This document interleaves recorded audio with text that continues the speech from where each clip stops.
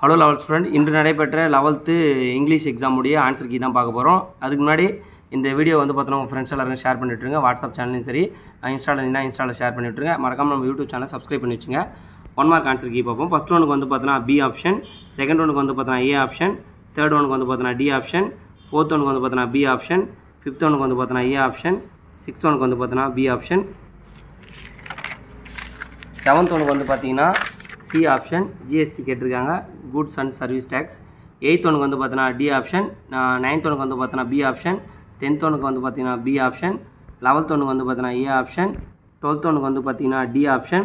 12th ஒனுக்கு மட்டும் கரெக்டான ஆன்சர் வேறு எதனா தெரிஞ்சால் சொல்லுங்கள். அது யூஸ் பண்ணால் தான் அந்த ஆன்சர் வரும். 13க்கு வந்து பார்த்தோன்னா ஏ ஆப்ஷன், 14க்கு வந்து பார்த்தோன்னா டி ஆப்ஷன், 15க்கு வந்து பார்த்தீங்கன்னா ஏ ஆப்ஷன், 16க்கு வந்து பார்த்தோன்னா சி ஆப்ஷன், 17க்கு வந்து பார்த்தீங்கன்னா 15க்கு பி ஆப்ஷன், 16க்கு சி ஆப்ஷன், 17க்கு டி ஆப்ஷன், 18க்கு ஏ ஆப்ஷன், 19க்கு பி ஆப்ஷன், 20க்கு சி ஆப்ஷன்.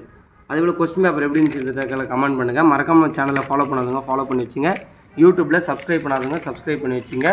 உங்களுக்கு எவ்வளோ மார்க் வருன்றதை கீழே வந்து பார்த்தோன்னா கமெண்ட் பண்ணிவிடுங்க. மறக்காமல் சேனலை சப்ஸ்கிரைப் பண்ணி வச்சுங்க. தேங்க்யூ.